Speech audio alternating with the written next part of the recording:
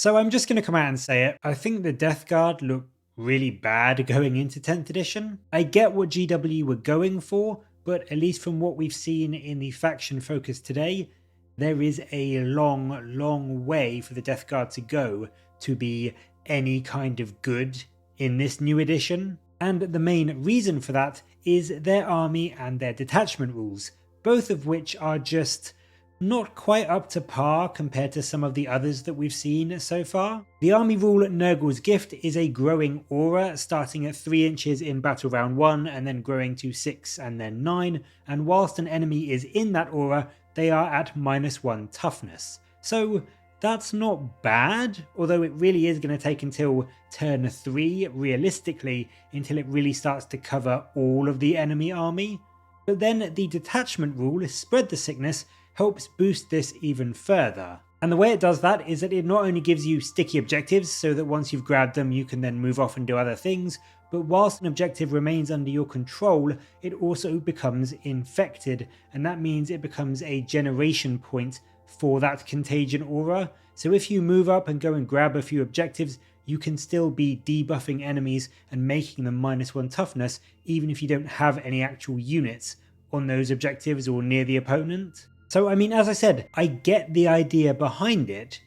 It's just, in general, -1 toughness, it's not bad, but it's not the most amazing rule in the world. It's not going to help infantry guns take out vehicles and take out tanks any more easily with the huge boost to toughness. And I mean, yes, it will help things like las cannons into rhinos or bolt guns into T4 bodies and that sort of thing, but it is nowhere near as good as something like just +1 wound by comparison.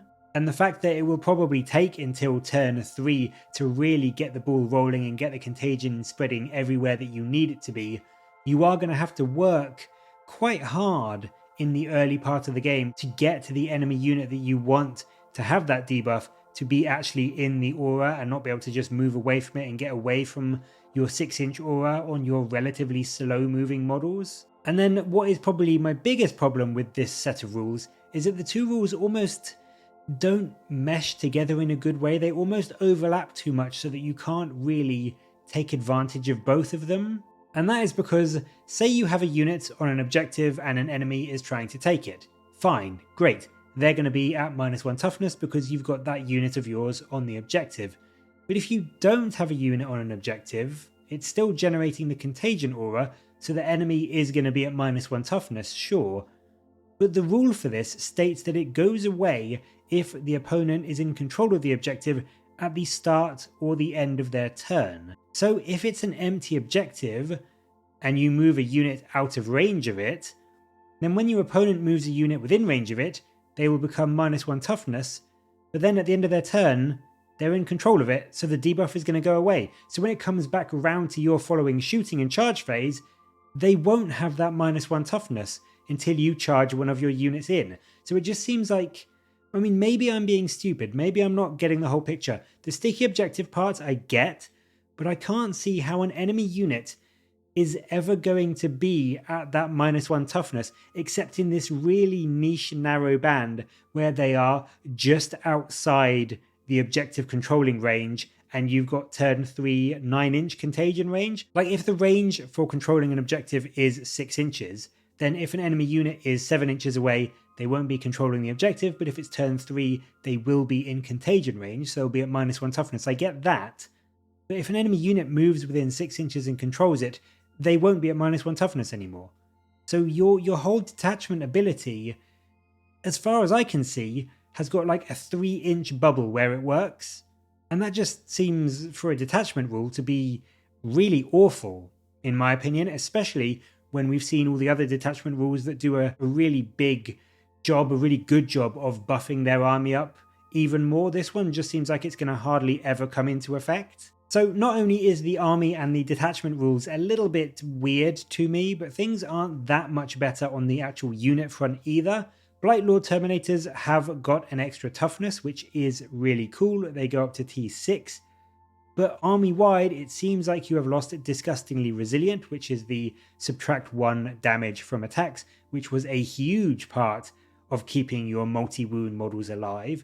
And there's no form of feel no pain on the datasheets natively. I'm sure a leader will give it somewhere, but they have lost Disgustingly Resilient, and they haven't really gained anything to make up for it apart from a boost in toughness, which I don't think that is as good personally. But then on top of that, they've also been nerfed because they've also lost an inch of movement.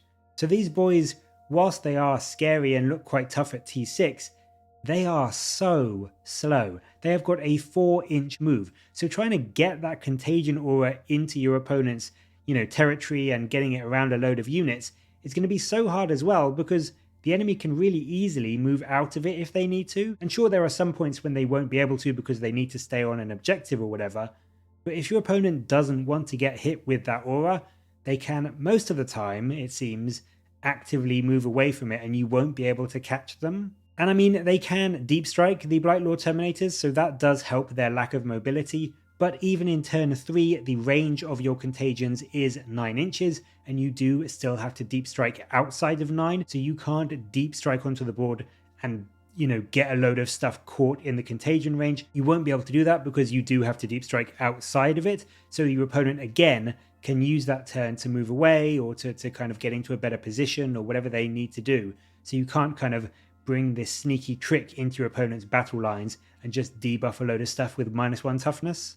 On the plus side, they do get lethal hits on a lot of their melee weapons. It does seem to be a replacement for the plague weapons rule that Death Guard have had for quite a long time now. So that does seem to be a nice buff to their damage output.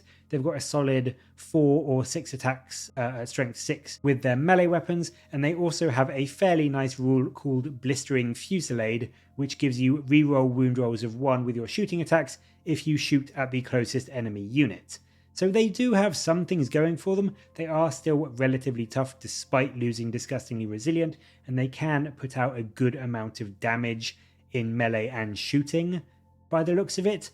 But again, they are just so unbelievably slow, and your opponent can really ignore them and just shoot them from afar if they want to get rid of them before they get too close for comfort. And I think even comparing them to just regular Marine Terminators, they just look so much worse. They really do. We also get shown the Malignant Plaguecaster, who is a Nurgle Psyker. His profile has stayed largely the same. He's got the same wounds, the same movement, the same attacks.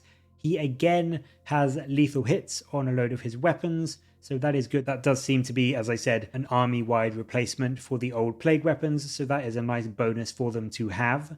And then on the Psychic front, he has Plague Wind as a ranged attack, which seems okay, I guess. It auto hits, but it is only D3 damage, and then even if you do the overcharge version, it's still only D3 damage, and it comes with the hazardous rule, so you can hurt yourself with it. He also has Pestilent Fallout, which means that when he is shot with Plague Wind, if he causes a wound against an enemy unit, it is -2 inches to its movement, its advances, and its charges until your next turn. So that is fairly nice. It can be used very well to hamper an enemy charge, although it's worth noting Plague Wind is only a 12-inch range, so dropping 2 inches from movement, advancing and charge, whilst that is good, it's going to make an enemy charge much harder, it's not going to be impossible. And even something like a Necron Warrior, if you take away 2 inches from their movement and their charge, even if they are 12 inches away, they can still potentially charge you. Yes, it will be a 10 or an 11-inch charge,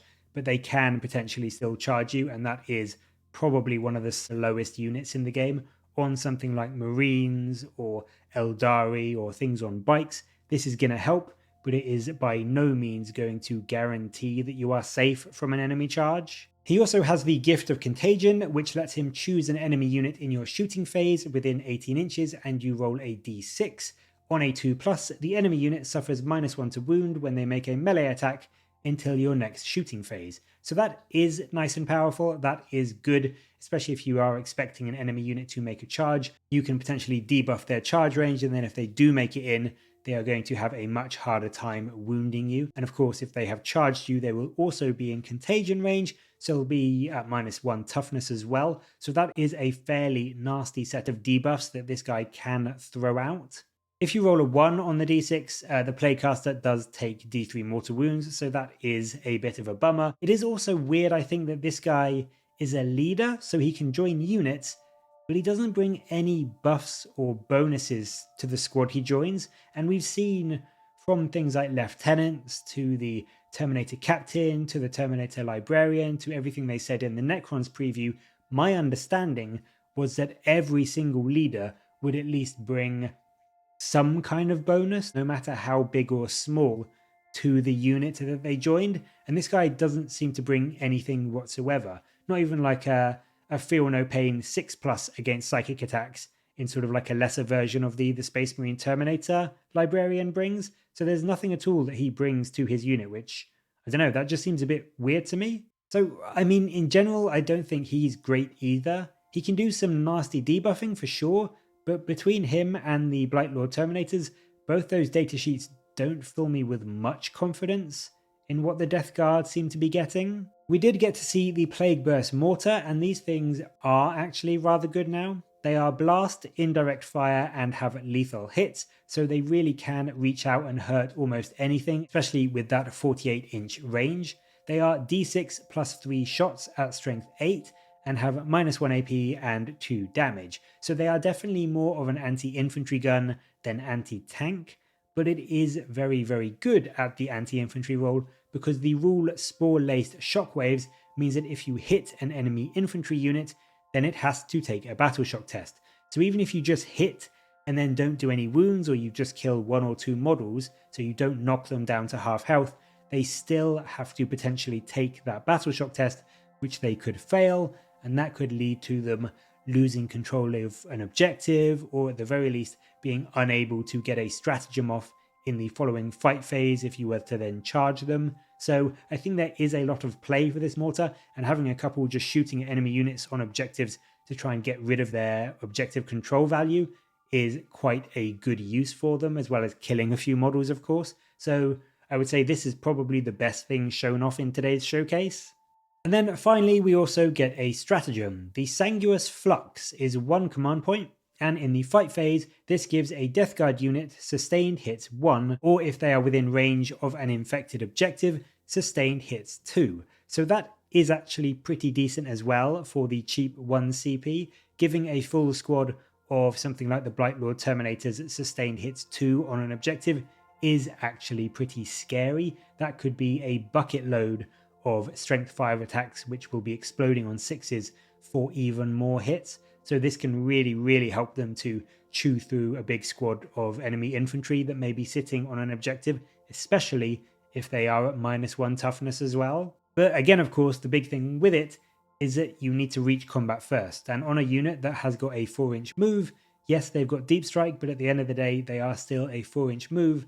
So they are still going to struggle to reach combat a lot of the time, especially if your opponent doesn't want to be there. And I think, to me, that is where some of the big issues lie with the stuff we've seen today. It just doesn't seem to mesh well in terms of having an army ability that relies on you getting close and bringing debuffs to the enemy on a load of stuff that seems to be slow and so ponderous that it's going to take you half the game to even get there. And so I just think in general, I just think the Death Guard, from what we've seen today, I could be wrong when we see sort of the other units, but from what we've seen today, the Death Guard look bad. They are probably the worst faction that we have seen showcased so far.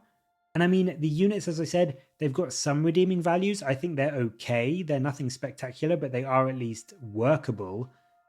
But the army and the detachment rules, whilst individually seem kind of cool, like if you just had one and the detachment rule was something completely different, or you had the detachment rule and the army rule was something completely different, I would say that's quite a cool niche mechanic.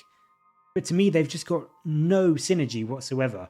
And the fact that the army as a whole seems to be so reliant on those two abilities, or that one ability that just is on two different things, units and objectives, reliant on that being spread by such a slow moving force, just means the whole army isn't going to function particularly well in 10th edition. And I mean, especially when it looks like things are losing movement in the new edition as well, like we saw on the Blightlord Terminators. I would not be surprised if we see it on things like the Death Shroud as well. I'm hoping the Plague Marines don't, but who knows at this point. But it just seems like the Death Guard are going to really, really struggle to make it into engagement range, they're going to struggle to grab a load of objectives. And so the whole idea of them spreading this contagion all over the board isn't really going to start being a huge concern for your opponent until turns 3, maybe even 4. And by that point, it may well be that, the game is nearly over anyway, and you're so far behind on points that you just can't bring it back. So for me, this is just a really bad set of rules, and I do feel for the Death Guard players out there, because I think if this is sort of what we are getting for the Death Guard, they are really going to struggle as we go into 10th edition. But as always, I would love to know what you think. Am I completely off base on this? Am I wrong? Are these rules actually amazing? Let me know what you think of the Death Guard rules down in the comments below. And as always, thank you very much for watching. Please do like and subscribe for more Warhammer content from me. But until next time, I'll catch you later, guys.